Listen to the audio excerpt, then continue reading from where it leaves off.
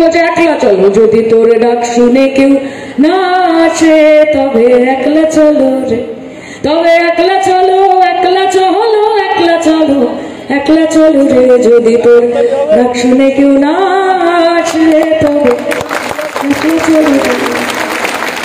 Leader সে হবে যাকে মানুষ অনুকরণ করবে না, অনুসরণ করবে। চোখ বন্ধ করে যাকে ভরসা করা যায় তার নাম মমতা বন্দ্যোপাধ্যায়।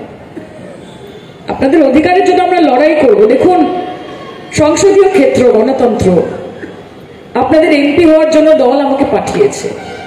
আমাকে মমতাদি বলেছে যে সায়নী যাও, ভাঙড়ের নারায়ণপুরের মা বোনেরা রয়েছে, প্রাণগঞ্জের মা বোনেরা রয়েছে, ঘটকপুকুরের মা বোনেরা রয়েছে, সবার কাছে পৌঁছো। আমরা সব চাহিদা, আবার বলছি, একদিনে মেটাতে পারবো না মা। তাজমহল একদিনে তৈরি হয়েছে, একটা বাড়ি একদিনে তৈরি হয়। আজকে 12 বছরের একটা সরকার, একটা বাচ্চা সরকার, 34 বছর যে অপশাসন চলেছে, যেই কোটি কোটি টাকা ঋণ নেওয়া হয়েছে বামফ্রন্ট সরকারের পক্ষ থেকে, সেগুলো মেটাতেও তো সময় লাগে, একটা রাস্তা তৈরি করতেও তো সময় লাগে। আপনারা সবাই বলতে পারেন যে হ্যাঁ আমাদের আরো প্রয়োজন, আরো দরকার, কিন্তু আপনারা নিশ্চয়ই মনে মনে জানেন যে মমতা বন্দ্যোপাধ্যায় চেষ্টার কোনো ত্রুটি রাখছেন না।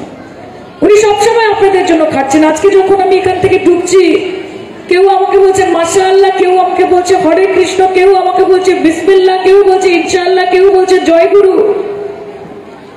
এটাই তো বাংলা না মা? আজকে তোমরা বাইরে থেকে পড়িয়ে এনে পশ্চিমবঙ্গের মানুষের মধ্যে বিভেদ ঘটানোর চেষ্টা করবে, হিন্দুর সঙ্গে মুসলমানের দাঙ্গা বাঁধানোর চেষ্টা করবে, ব্রাহ্মণের সঙ্গে কায়স্থর বিষম ঘটানোর চেষ্টা করবে, আদিবাসীর সঙ্গে দলিতের যুদ্ধ লাগানোর চেষ্টা করবে। বাংলার মানুষ হাতে হাত দিয়ে বসে থাকবে না।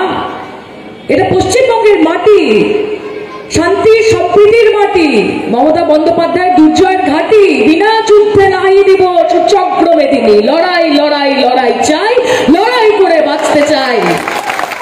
চোখে চোখ রেখে লড়াই হবে, কাঁধে কাঁধ মিলিয়ে মা বোনেদের সাথে পায়ে পা মিলিয়ে লড়াই হবে। তোমরা কি ভাবছো আমরা তার শিক্ষায় শিক্ষিত, তার দীক্ষায় দীক্ষিত? আমরা বলি তু হিন্দু বনেগা না মুসলমান বনেগা, ইনসান কি औलाद है इंसान बनेगा। জয় বাংলা, জয় বাংলা। কাজে এই বাংলাটাকে বাঁচিয়ে রাখতে হবে। আজকে এনআরসি আসেনি, সিএ এসেছে, এরপর এনআরসি আসবে। কে লড়াই করবে আপনাদের হয়ে? মমতাদি তো লড়াই করবে। তখন কোথায় নওশাদ সিদ্দিকী, কোথায় সিপিএম? তারা তো বিজেপির ব্যাপারে কথা বলতে দুবার ভাবে। ওরা তো বিজেপির কাছ থেকে টাকা নিয়ে, পয়সা নিয়ে, ক্যাডার নিয়ে দল করে। এটা আপনারা জানেন না? আপনারা ওদেরকে বাঁচবেন যারা আপনাদেরকে ঝড়ের মধ্যে ফেলে দিয়ে নিজে নৌকা নিয়ে পালিয়ে যাবে, নাকি মমতা বন্দ্যোপাধ্যায় যে 12 বছর ধরে আপনাদের আশীর্বাদ, আপনাদের সমর্থন নিয়ে পশ্চিমবঙ্গের মুখ্যমন্ত্রী, তৃতীয়বার নির্বাচিত, গোটা ভারতবর্ষে একমাত্র মহিলা মুখ্যমন্ত্রী আপনারা তৈরি করেছেন। নিজেদের জন্য একটা জোরে হাততালি দিন যে আমরা মমতাদিকে তৈরি করেছি। তার পাশে আপনাদেরকে থাকতে হবে। এবং আমি আপনাদের কথা দিচ্ছি, আপনাদের সমর্থন পেয়ে, আপনাদের ভালোবাসা পেয়ে যদি আমি সংসদে যেতে পারি, আপনাদের দাবি দাওয়া, আপনাদের চাহিদা ছিনিয়ে কিভাবে আনতে হয় সায়নী ঘোষের জানা আছে।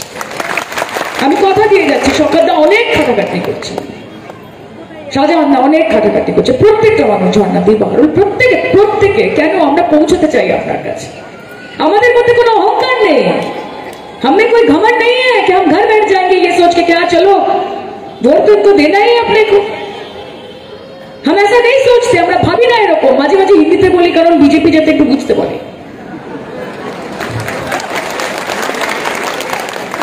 ওরা তো অনেক রকম বলে না, মিষ্টি, দই, রসগোল্লা, ওদেরকে আমি হিন্দিতে না বলে বুঝতে পারে না, আমি কি বলছি কি বলতে।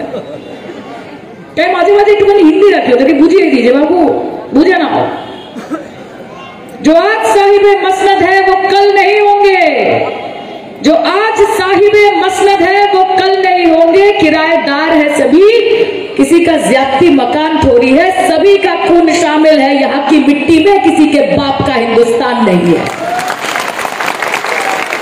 दारुण, সাধু সাধু। কাজে লড়াই করতে হবে, নিজেদের অধিকারের জন্য লড়াই করতে হবে। শওকত ভাই যখন জিজ্ঞেস করলেন কজন লক্ষ্মীর ভান্ডার পেয়েছে, আমি দেখলাম প্রায় 65-70% মায়েরা হাত তুলেছে। বাকি যেই হাতগুলো ওঠেনি সেই হাতগুলো তোলার ব্যবস্থা করা আমাদের কাজ। কৃষক বন্ধু যেই হাতগুলো উঠেছে, যেগুলো ওঠেনি সেই হাতগুলো যাতে পরবর্তীকালে যখন আমি আসবো সভা করতে হাতগুলো উঠবে, সেগুলো আমাদের কাজ, তৃণমূলের কাজ। সেটা আমরা করে দেবো, ছোট্ট ছোট্ট পায়ে চলতে চলতে ঠিক পৌঁছে যাবো।